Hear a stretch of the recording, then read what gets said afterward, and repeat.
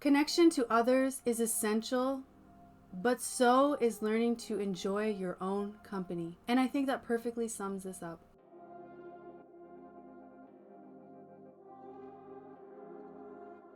Hello, soul family, and welcome back to my channel. Today on this channel, we're going to talk about loneliness, longing, and addiction. I find the concept of loneliness and longing to be a really interesting concept, and not many people are interested in talking about it. So it's one of those things where many people feel like they are just experiencing it alone and nobody understands what they're going through and they're all alone on this journey. And I would never want anyone to associate or assume that loneliness is a sign of like a personal fault or anything like that. So this video is to try and help, and as cliche as it sounds, like reduce the stigma about loneliness and also offer a bit of an alternative perspective on the idea. So I just went on my Spotify and I thought to myself, like, surprise me, whatever shows up, I'll listen to. Did I think to myself though, or did I think to something else? Who knows?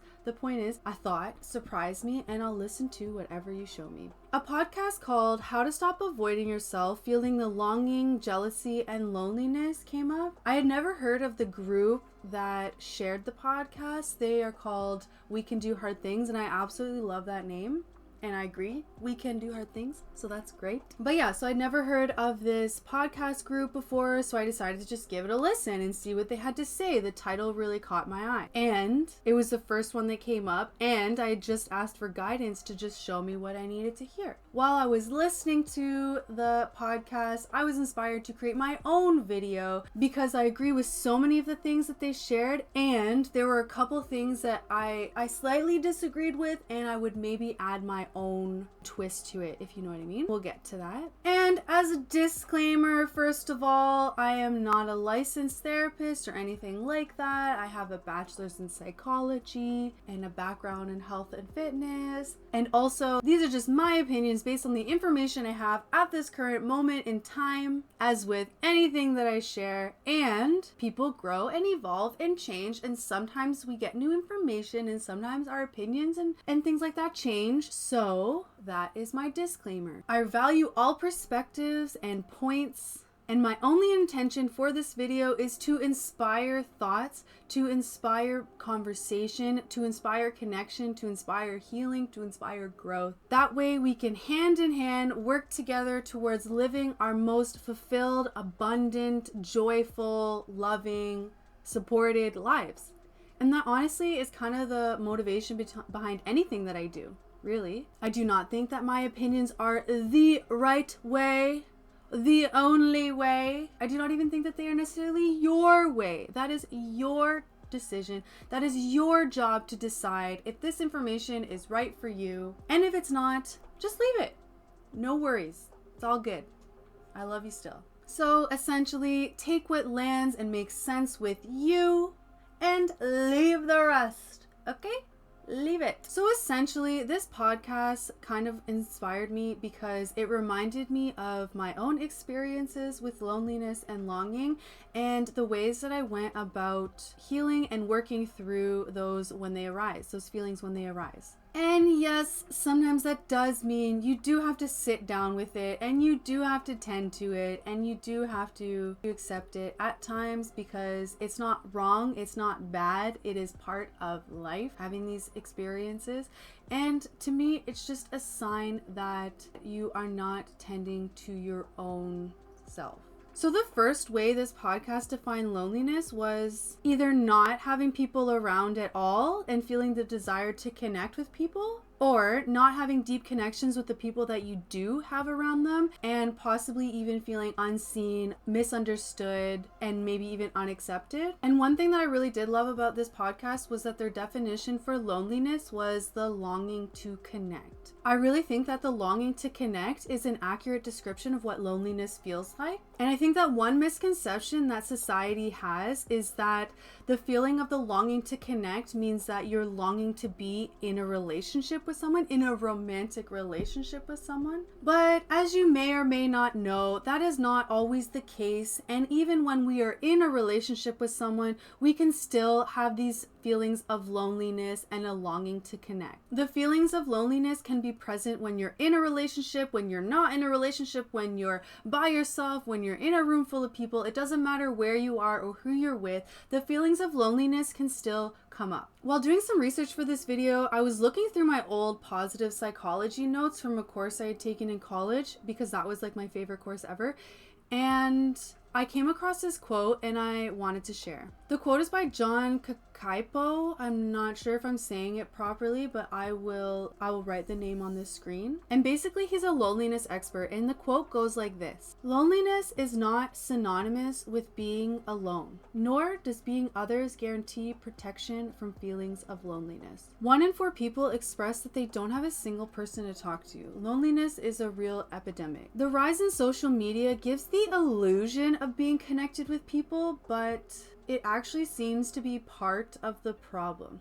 Now, I do believe social media is a tool, and like with any tool, it can be used for good or for not good. Like a knife could be used to cut up some vegetables, and it can also be used to harm someone. So I don't think that it's the tool's fault. However, I think that if you grow up believing that knives are only used to hurt people, then that's how you're going to use the tool. The pain of loneliness can have both physical and psychological effects. When we feel loneliness, we can feel pain in our chest, our stomach, our throat, our body, our head, our heart, you name it. We can have a weakened immune system. We can feel ill. Our thoughts, while we're already down in that pit of loneliness, can spiral even further. And sometimes all of that combined with other personal, individual symptoms of loneliness someone might have might lead someone to need to numb the pain in order to cope, to numb the feelings in order to cope. Sometimes this can lead to people numbing the pain with drugs, alcohol, or other escapism behaviors. Some of these behaviors include things like binge eating, excessive video games, excessive screen time, scrolling, shopping, smoking, hoarding. The list really goes on. Escaping the feelings of loneliness is a prime reason that people may get addicted to these detrimental behaviors. Now, another disclaimer: some of these activities can be done in moderation. If you do any of these activities, it doesn't instantly mean that you have an addiction. However, when the activity has a detrimental effect on your life and you still continue to do it and you still prioritize that activity, then that is when it becomes an addiction. So for instance, you can have coffee in moderation, you can have alcohol in moderation, you can play video games in moderation, you can use social media in moderation, you can shop in moderation. The key point here is moderation, and it's not something that you're just constantly thinking about. You don't wake up in the morning thinking, I need a drink of water. Actually, you probably do, and not because it's an addiction, because it's a bodily need. If you wake up in the morning and you're thinking immediately that you need alcohol in your system or you need a cigarette, that is likely an addiction. Anyways, back to my point about addiction and loneliness. These addictive chemicals temporarily release hormones that are also involved with connecting to others, like serotonin and dopamine. So really, it's no wonder that people get hooked on these things. It doesn't mean they're a bad person or a wrong person. It just means that they're using an unhealthy behavior to try and cope with these feelings of loneliness because they don't understand that there's something else that they can do. Loneliness and disconnection is also another reason why people might cheat in relationships or why they might refuse to commit altogether. So the honeymoon phase can become an addiction in itself. People get addicted to those initial romantic feelings with high hormone levels and that feeling of love and the rose-colored glasses. But of course, as we know, these feelings will eventually wear off and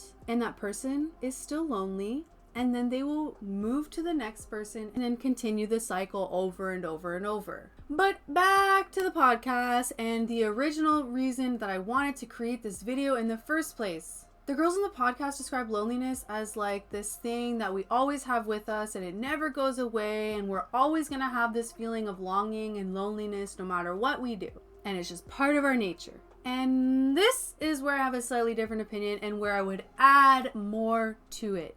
Again, not that they're wrong, I just would add more to it. That's all. I would add another perspective. I would add more context. So my question is, if this feeling of loneliness and longing can be present when we're alone, but also when we're in the presence of others, then what are we longing to connect to? Then it must not just be a social longing, a social loneliness, a social problem. And that brings me to my answer and my thoughts, which is that we are longing to connect to ourselves.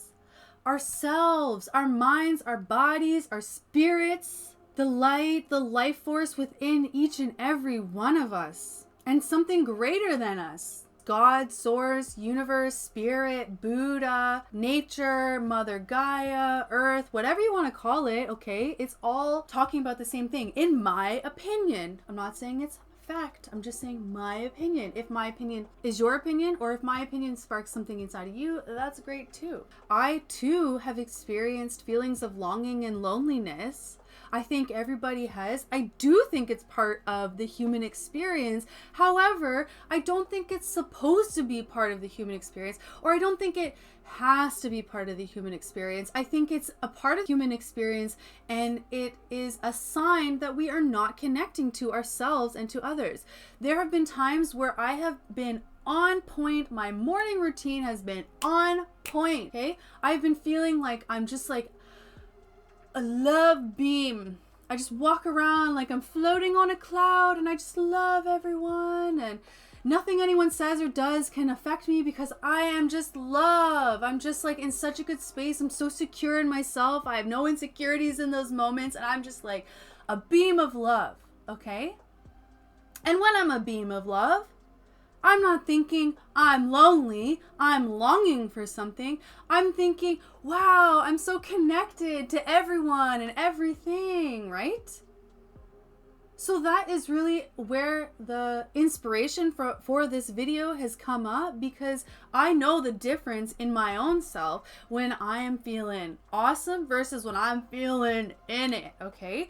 And part of life is the ebbs and flows. I do believe that. So maybe loneliness and longing is part of the ebbs and the flows. But I think it more points to the sign that it's time to connect with ourselves.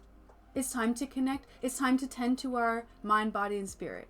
Okay, so some ways to connect with these different aspects of ourselves can vary from time to time, from person to person, from season to season. Not everything that you do now is going to be what works for you forever. But for me, some of the ways that I enjoy connecting with myself and tending to my mind, body, and spirit are things like journaling, which has been incredibly healing, incredibly helpful. Things like yoga or stretching or exercise or being in nature or going for hikes or doing things you love like bike riding or rollerblading or playing soccer or singing, and healthy eating. And also one really important one is building trust with myself by doing small tasks every day so that over time it adds up, and the trust you've built in yourself is immense, is giant. So the beginning of doing any of these practices, it's always hardest to start, but it's the consistency, and you have a cumulative effect when you build the consistency over time. It's also about building momentum. Something that Abraham Hicks has said that I also really liked is that it's like a train, and it's like you have the train and it's going, it's chugging along, and say you're in like a negative headspace. Well, you in that negative headspace, you're the one chugging along, chugging, okay? So now let's try to stop that train that's been chugging for how many years, and it's gonna take some time, it's gonna take some effort, it's gonna take some motivation. But that train does stop, and then we can turn it the other way. You know what I mean? So it's just about building that momentum, and maybe having to stop the momentum from the downward spiral of thoughts, but just keeping that in mind. Like, it doesn't, just because you can't get it right away doesn't mean you're in the wrong spot or you're doing this wrong or anything like that. It's just, it takes time. These things take time. Rome wasn't built in a day. I don't even know why I said that. So like I said, the beginning of starting these practices is always hardest to start. Even Andrew Huberman did a study that showed that just 5 minutes of breath work and meditation can have great effects on improving someone's mental, physical, and spiritual well-being. So that podcast was just a really great reminder for me that we cannot put the responsibility of our own feelings of loneliness and longing onto anybody else. We can't put the responsibility of our own feelings about anything onto anybody else. But it was a really great reminder that if we're experiencing these feelings of loneliness and longing, it's a sign that our body, our spirit, our mind is telling us that we need to really tend to ourselves. At the end of the day, it's our own responsibility to tend to our mind, body, and spirit in order to feel whole and complete and satiated from the feelings of loneliness and longing. Whether you're in a romantic relationship or not, and actually, especially if you're in a romantic relationship or interact with other human beings on a daily basis, because I noticed for me the difference in how I relate to people and how I can love people when I'm able to first relate and love myself. Another side note, if you're the 1 in 4 people who express that they don't have anyone to talk to, and so you're experiencing loneliness, but you're already connected to yourself and you just don't have people in your life, then I suggest finding a hobby or finding a group about a hobby that you already love to do and going to do that. You can meet friends there. You can go to a fitness class, a meditation class, a hiking group, a biking group, a workshop, a paint night, or anything like that. And you will likely find people that are interested in the same things there. Now, if you are like me and have some social anxiety a little bit, I suggest finding a group where there's like an activity being done and it's kind of like its own icebreaker in itself. So you're all there, you're all participating, and then you can open up conversations by commenting on the common goal or the commonality that you have in the group. So to wrap this up, I interpret the feelings of loneliness and longing as a longing to connect to yourself and your spirit and your mind. Feeling lonely is normal. Is it ideal? Probably not, but it is normal. Many of us feel it. I would say all of us feel it because we're born into a society where connecting to something higher than ourselves is not prioritized. It's not bad or wrong to have these feelings of loneliness. It simply means that there's something within ourselves that needs to be addressed. There's something that needs tending to, something that needs loving. And with that, I'm going to end the video. Thank you so much for watching this video. I hope it gave you some things to think about in a good way. Yeah, anyways, I'm sending you so much love. I love you. Bye.